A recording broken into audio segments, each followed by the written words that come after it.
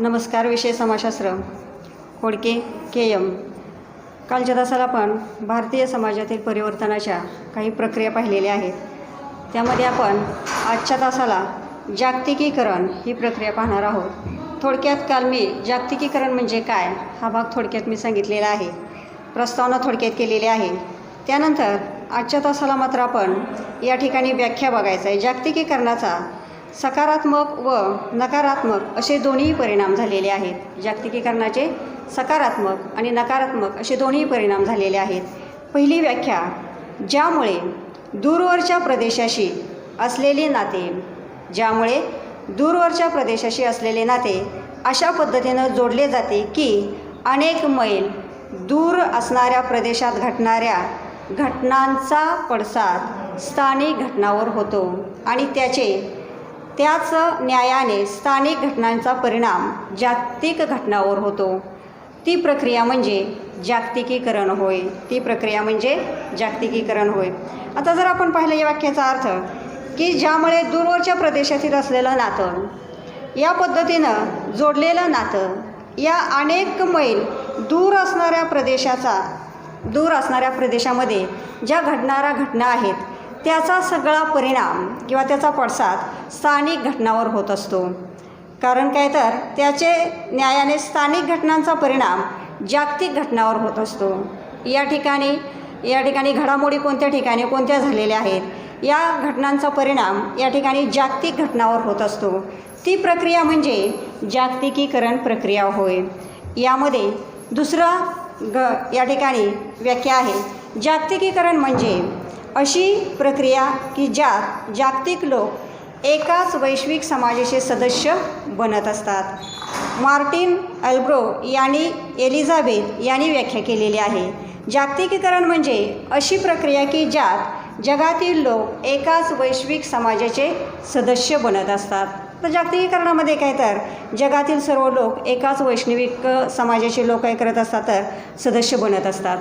आणि त्यामुळं तिसरी व्याख्या त्यांनी काय सांगितलेली आहे, जागतिकीकरण म्हणजे ज्यात जग अधिकाधिक जवळ येणं, आपण सर्व एकच आहोत अशी तीव्रतेने जाणीव होणं. आपण जागतिकीकरणामुळे लोक काय होत असतात, तर सीमापर्यंतचे लोक काय होत असतात, तर एकत्र येत असतात आणि त्यामुळं काय होत असतं, तर अधिकाधिक आपण जवळ येत असतो आणि त्यामुळं तीव्रतेनं त्याची जाणीव होत असते की आपण एकत्र आलेलो आहोत, त्याची तीव्रतेची जाणीव होत असते.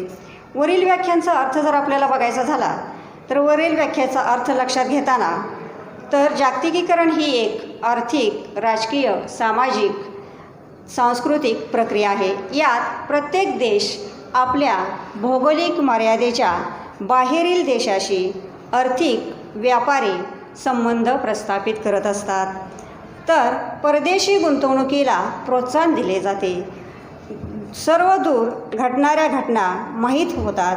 आपण सर्व एक आहोत याची मात्र जागतिकीकरणामुळे काय होत असते, तर जाणीव होत असते.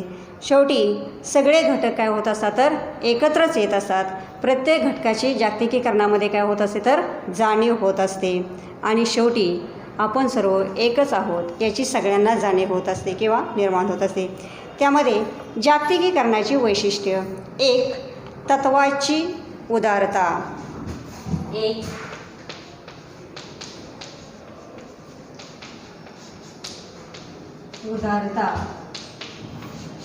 तत्वाची उदारता. यामध्ये जागतिकीकरण ही एक बदलाची प्रक्रिया आहे. तर हस्तक्षेप न करणे हे तत्व जागतिकीकरणाच्या अविभाज्य प्रक्रिया आहे. त्यामध्ये अविभाज्य हिस्सा हा अनिर्बंध व फ्रेंच संज्ञा असून तिचा अर्थ असा होतो की व्यापार स्वातंत्र्य आणि स्पर्धा स्वातंत्र्य अशी ही तत्त्वप्रणाली आहे. त्यामध्ये जी सरकारी हस्तक्षेपास विरोध करते. जागतिकीकरण खाजगीकरण उद्योगाच्या अर्थव्यवस्थेशी संबंधित असतो. यालाच उदारीकरण असेही म्हटले जातं किंवा उदारीकरणाची प्रक्रिया असेही म्हटले जातं. ते या प्रक्रियेने जीवनाच्या सर्व क्षेत्रातील लोकांना एकत्र आणलं जातं. कारण जागतिकीकरणाच्या प्रक्रियेमुळं सर्व क्षेत्रातील उदारीकरण असेल, खाजगीकरण असेल, यामुळं काय होत असतं तर सर्व क्षेत्रातील लोक एकत्र येतात राजकीय क्षेत्रातील, शैक्षणिक क्षेत्रातील, भौगोलिक सगळ्याच क्षेत्रातील लोक या ठिकाणी जागतिकीकरणामध्ये एकत्र येत असतात. त्यानंतर खाजगी उद्योग 2.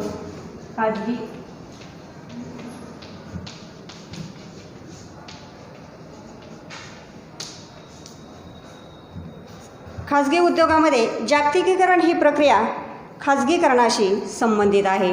यामध्ये सरकारी मालकीचा उद्योग व्यवसाय असणारी शासकीय गुंतवणूक कमी केली जाते व सरकारी नियंत्रणाच्या असलेले आरोग्यसेवा, विमा, आकाशवाणी, दूरदर्शन, शिक्षण यासारखी सेवा उद्योग क्षेत्र खाजगी उद्योगांमध्ये खुली करण्यात आलेली आहेत. यातूनच काय तर नफा मिळवणं हा तिसरा काय होत असतो तर वैशिष्ट्य निर्माण होत असते, नफा मिळवणे.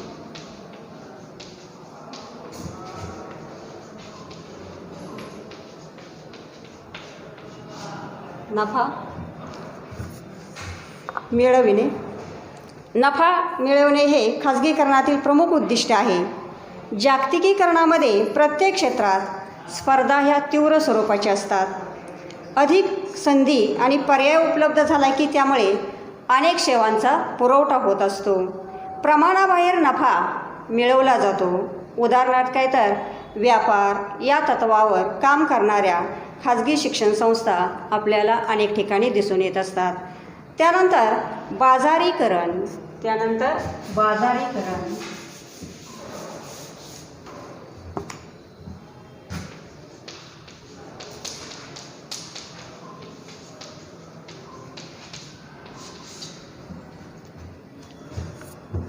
जागतिकीकरणामुळे औद्योगिक उत्पादन वाढलं, त्यामुळे बाजारीकरणास मोठ्या प्रमाणात चालना मिळाली.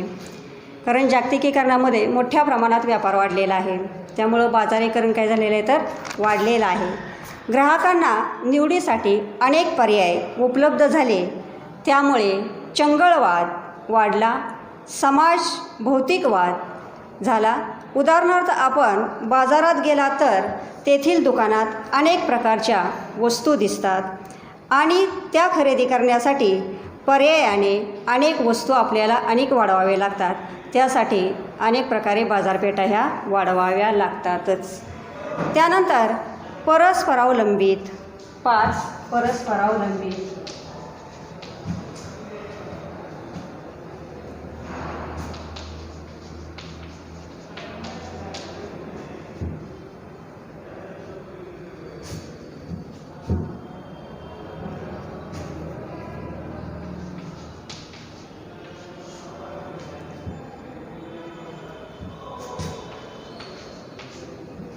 परस्परावलंबित्व यामध्ये जागतिकीकरणामुळे समाजावर बराच परिणाम झालेला आहे.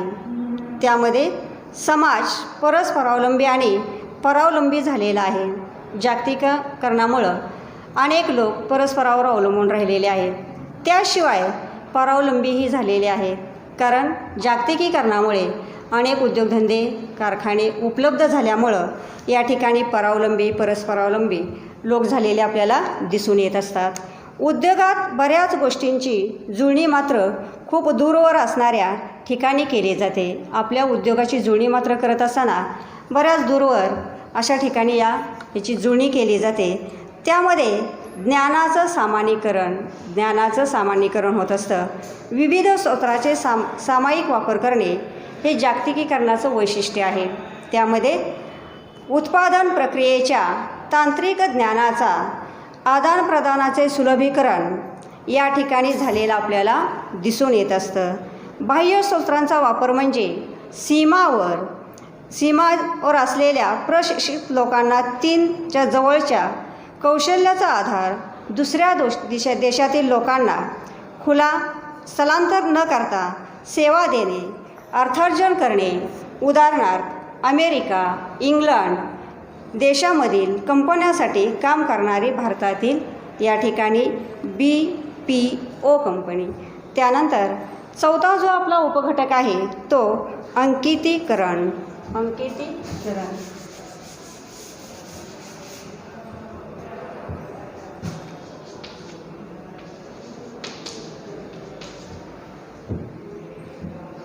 अंकीकृतकरण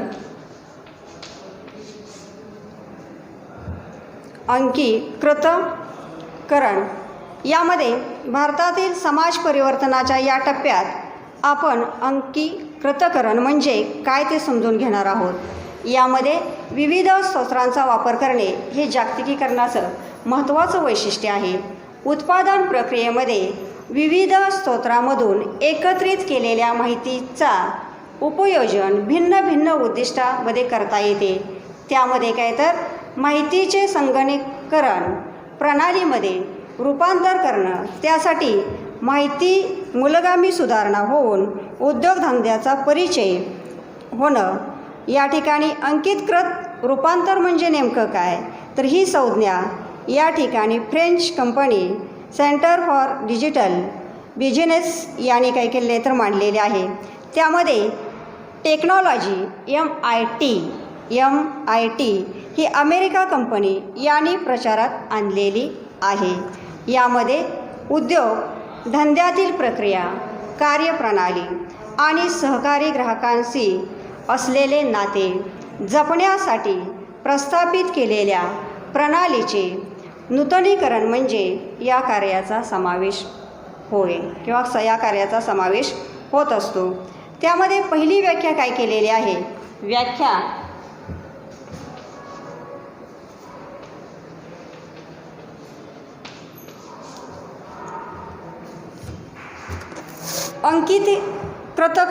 अंकीकृतकरण ही प्रक्रिया ज्यामध्ये अंकीकरणाच्या आधारे प्रस्थापित केलेल्या संपर्क प्रणाली आणि माध्यमांचे जाळे यांच्या परिघात राहून समाज जीवनातील अनेक कार्य क्षेत्रातील पुनर्रचना केली जाते. ही व्याख्या बेनेन आणि फ्राइड्स यांनी केलेली आहे. परत एकदा व्याख्या बघा.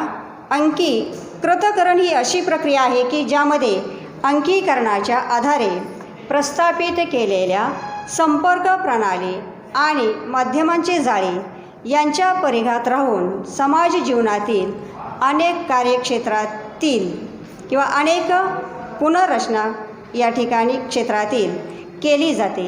त्याला अंकीकृतकरण असं म्हटलं जातं. दुसरी व्याख्या आहे ती अंकीकृतकरण म्हणजे अंकीकरणाच्या तंत्रज्ञानाचा उपयोग करणं, उद्योगधंद्याच्या आकृतीबंधनामध्ये प्रागतिक बदल घडवून आणणे आणि त्या योगाने उत्पन्न आणि मूल्य यांना वर्धित करणे होय, अशी व्याख्या दुसरी केलेली आहे. त्यानंतर आपण अंकितीकरणाची काही वैशिष्ट्य पाहिजे आहेत. वैशिष्ट्य पहिलं,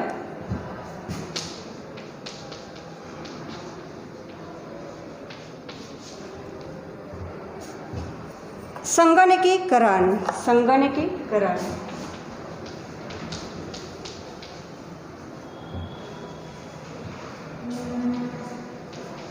काय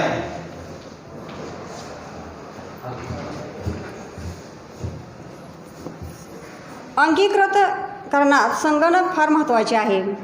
दैनंदिन जीवनात संगणकाच्या उपयोगाचा प्रसार झाला आहे. ज्या प्रक्रिया क्लिष्ट होत्या त्या मात्र आपल्याला संगणकामुळे किंवा संगणक प्रणालीमुळे सोप्या झालेल्या आहेत. माहिती तंत्रज्ञानामुळे आणि संगणकशास्त्र यांच्या मदतीनं त्या सुलभ झाल्या आहेत. पर्यायाने अनेक क्षेत्रात प्रक्रियांचे अंकीकरण झालेले आहे. उदाहरणार्थ या ठिकाणी महसूल, कर संकलन, विपणन इत्यादी आपल्याला या ठिकाणी उदाहरणं देता येतील. 2. सातत्याने बदल होणे. 2.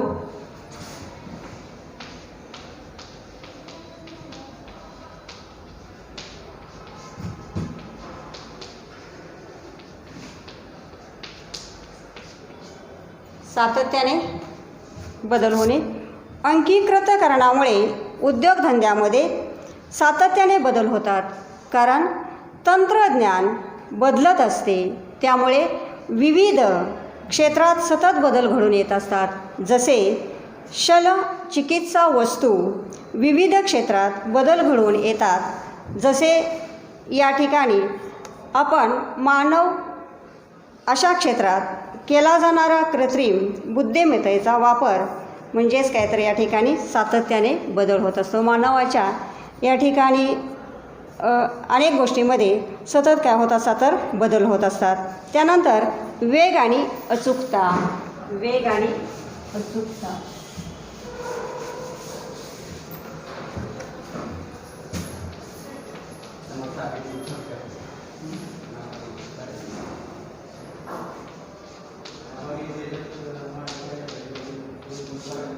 वेग अचूकता यामध्ये अंकितीकरणामुळे प्रक्रियेची गती आणि अचूकतेचे प्रमाण याचा वेग लक्षणीयरित्या वाढत असतो. उदाहरणार्थ नवीन माहिती शोधणे, माहितीच्या उपयोजनाच्या प्रक्रिया, माहितीचे विश्लेषण, माहितीचे व्यवस्थापन या सर्व प्रक्रिया मागे असलेल्या तंत्रज्ञानामुळे वेग अचूकतेचे प्रमाण वाढते. त्यामुळे शासकीय व्यवस्था, औषधोपचार, व्यापार, बँकिंग, विमा, गृहनिर्माण, शेअर्स बाजार, संपर्क आणि दळणवळण यासारख्या क्षेत्रात कार्यक्षमता वाढत असते. तंत्र केंद्रित प्रक्रिया. तंत्र केंद्रित प्रक्रिया. तंत्र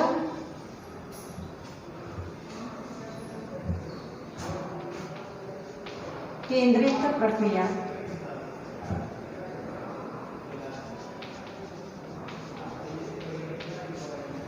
तंत्र केंद्रित प्रक्रियामध्ये या ठिकाणी अंकितीकरणाची एक तंत्र केंद्रित प्रक्रिया आहे.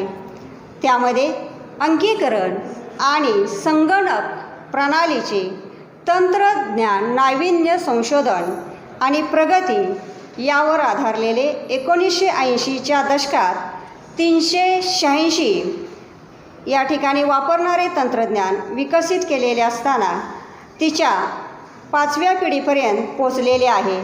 भ्रमण ध्वनी, मोबाईल इत्यादी क्षेत्रामध्ये आपण या ठिकाणी 5G कडे आहोत. त्यानंतर निर्मितीशीलतेला चालना. यामध्ये अंकितीकरणाच्या निर्मितीशीलतेला सतत चालना मिळते. यामध्ये त्वरित माहिती मिळवण्यासाठी गरज समस्यावर तत्काळ उपाय शोधणं या गोष्टीमुळे मानवी बुद्धीला नवीन शोध लावणे, नाविन्याची निर्मिती करणे, त्याचबरोबर स्वाभाविक हक्क मिळवणे यासाठी प्रोत्साहन मिळणे. 21व्या शतकामध्ये शिक्षण क्षेत्रात तंत्रज्ञानाचा संपूर्ण समावेश करण्याच्या दिशेने पावले उचलली जात आहेत. ग्राहकांना महत्त्व. ग्राहकांना महत्त्व.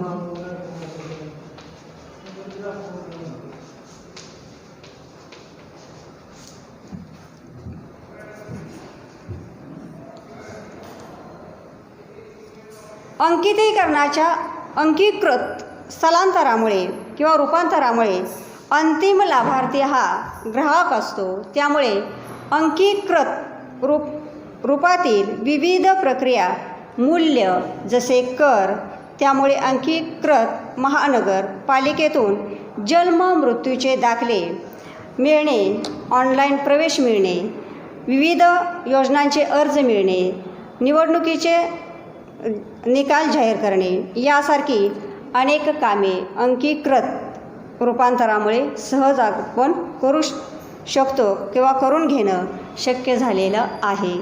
त्यामध्ये समाज बदलाच्या प्रक्रियेचा भारतीय समाजावर काय परिणाम नेमका झाला. यामध्ये औद्योगिकरण, शहरीकरण, आधुनिकीकरण, जागतिकीकरण, अंकितीकरण याच्या माहितीवरून घेतलेली माहिती जर आपण पाहिली तर त्याचा परिणाम समाजावर कोणत्या प्रकारे झाला तो मात्र आपण खालीलप्रमाणे पाहणार आहोत. औद्योगिकरणामुळे कारखान्यांची संख्या वाढली, त्यामुळं शहरीकरणाची संख्या वाढली. लोकांनी शहरामध्ये अधिकाधिक स्थलांतर केलं उद्योगासाठी. कारखाने आणि आसपासच्या परिसरामध्ये स्थलांतर वाढून संख्येत भर पडली. कारखाने आणि आसपासच्या परिसरामध्ये या ठिकाणी लोकांचं ज्या ठिकाणी कारखाने आहेत त्या ठिकाणीच लोकांनी स्थलांतर केले, त्यामुळं लोकांची संख्या वाढली. 3. शहराचा विस्तार होऊन महानगरे निर्माण झाली. शहराचा विस्तार उद्योग आणि कारखान्यामुळं बराच लांबवर असा झालेला दिसतो आणि त्यामुळे महानगरे या ठिकाणी शहराची महानगरे निर्माण झाली. 4. संयुक्त कुटुंब पद्धतीचा ऱ्हास होऊन विभक्त कुटुंब पद्धती या ठिकाणी प्रचलित झाली. ग्रामीण भागामध्ये आपल्याला संयुक्त कुटुंब पद्धती आढळते, पण ग्रामीण भागातून लोक उद्योगासाठी, नोकरीसाठी या ठिकाणी शहरामध्ये आले. त्या ठिकाणीच त्यांनी स्थलांतरित झाले आणि स्थलांतरित झाल्यामुळं तिथून जे लोक ग्रामीण भागातून आले ते या ठिकाणी शहरी भागात आलेल्या लोकांचे विभक्त कुटुंब पद्धतीमध्ये रूपांतर झालेले आहे आणि त्यामुळं नागरीकरणाचे परिणाम वेगळे झाले, जास्त प्रमाणात आपल्याला आढळून येतात. लोकांच्या वर्तणुकीवरील रूढी, श्रद्धा, परंपरा याचा पगडा कमी झाला. ग्रामीण भागात जर आपण बघितलं तर ग्रामीण भागामध्ये रूढी, परंपरा, रीतिरिवाज याचा प्रभाव आपल्याला जास्त असलेला दिसतो. कारण ग्रामीण भागातील लोक या ठिकाणी त्याचा प्रभाव का त्यांच्यावर जास्त दिसतो, कारण हे सगळं ते करत असतात. पण शहरी भागामध्ये या ठिकाणी एका जाती धर्माचे लोक नसतात. अनेक उद्योगसाठी अनेक जाती धर्माचे लोक एकत्र आलेले असतात. त्यामुळं प्रत्येकाचे रीतिरिवाज, प्रथा, परंपरा या थोड्याशा काय होत असतात तर वेगवेगळ्या आढळत असतात आणि त्याचा पगडा नागरी भागावर जास्त प्रमाणात आढळून येत नाही. कारण शहरी जीवनशैली अधिक भौतिकवादी आहे, पुरोगामी व्यावहारिक व्यक्तिवादी बनली आहे. पुरोगामी आणि व्यावहारिक व्यक्तिवादी बनल्यामुळं शहराची जीवनशैली ही काय तर वेगळ्या प्रकारची आपल्याला असलेली दिसून येते. शहरी जीवनशैली अधिक आव्हानात्मक बनलेली आहे, कारण शहरी जीवनशैलीमध्ये अनेक उद्योग असतात, आपल्या विकासाला संधी मिळत असते आणि त्यामुळं आव्हानात्मक काय झालेले आहे तर ही बनलेली आहे. त्यानंतर 4 संयुक्त कुटुंब पद्धतीचा ऱ्हास होऊन विभक्त कुटुंब पद्धती प्रचलित झाली. संयुक्त कुटुंब पद्धतीचा ऱ्हास झालेला आपल्याला दिसतो आणि त्याच ठिकाणी विभक्त कुटुंब पद्धती निर्माण झालेली आहे. संयुक्त कुटुंब पद्धतीमध्ये कमीत कमी 3 पिढ्यांचा समावेश होतो. आजी आजोबा, त्यांची मुलं आणि त्यांची मुलं, म्हणजेच काय तर 3 कुटुंबाचा समावेश होतो. तर विभक्त कुटुंब पद्धतीमध्ये पती पत्नी आणि त्यांची अविवाहित मुले असा समावेश होत असतो. संयुक्त कुटुंब पद्धती ही ग्रामीण भागात असण्याचं नेमकं कारण काय आहे तर ग्रामीण भागामध्ये संयुक्त कुटुंब पद्धती पिढ्यानपिढ्या लोक एकत्र राहत असतात. कारण या ठिकाणी शहरी कुटुंबामध्ये मात्र या ठिकाणी ते राहू शकत नाहीत, कारण त्या ठिकाणी फक्त संयुक्त विभक्त कुटुंब पद्धती चालत असते. कारण या ठिकाणी ग्रामीण भागामध्ये मोठ्या प्रमाणात शेती हा व्यवसाय आपला असल्यामुळं शेतीला या ठिकाणी लागणारे लोकांचं बळ हे जास्तीत जास्त लागतं आणि त्यामुळं ग्रामीण भागामध्ये आपल्याला संयुक्त कुटुंब पद्धती आढळून येते. नागरी भागामध्ये शेती हा व्यवसाय प्रमुख नसल्यामुळं त्या ठिकाणी विभक्त कुटुंब पद्धती आपल्याला आढळून येते व शेती क्षेत्राची पिछेहाट झाली. उत्पादन व सेवा क्षेत्राचा विस्तार झाला. त्या ठिकाणी शेती क्षेत्राची पिछेहाट झाली आणि उत्पादन व सेवा क्षेत्राचा काय झालेला आहे तर विस्तार झालेला आहे. आधुनिकरणाचा परिणाम काय झाला? नेमका आधुनिकरणाचा परिणाम काय झाला? शिक्षणामुळे अनेक कालबाह्य कल्पना, समज, अंधश्रद्धाचा प्रभाव कमी झाला. ज्या वेळेला लोकांनी शिक्षण घेतलं, आता उदाहरणार्थ जर आपण बघितलं की आदिवासी लोकांना कोणत्याही प्रकारचं शिक्षण नाही, त्यामुळं ते जास्तीत जास्त लोक अंधश्रद्धेवर विश्वास ठेवतात. या ठिकाणी झाडांची, झुडपांची, नद्या, नाल्यांची, सगळ्यांची एकंदरीत ते 1600 देवतांची पूजा करतात. त्यांचा जास्तीत जास्त विश्वास कशावर असतो तर अंधश्रद्धेवर विश्वास असतो. या ठिकाणी शास्त्रीय दृष्टिकोनावर त्यांचा कुठल्याही प्रकारे विश्वास नसतो. शिक्षणावरही कुठल्याही प्रकारे विश्वास नसतो आणि त्यामुळं काय झालेलं आहे तर यामुळं शिक्षणामुळं अनेक कालबाह्य कल्पना, समज आणि अंधश्रद्धा यांचा प्रभाव मात्र कमी झालेला आहे. धन्यवाद.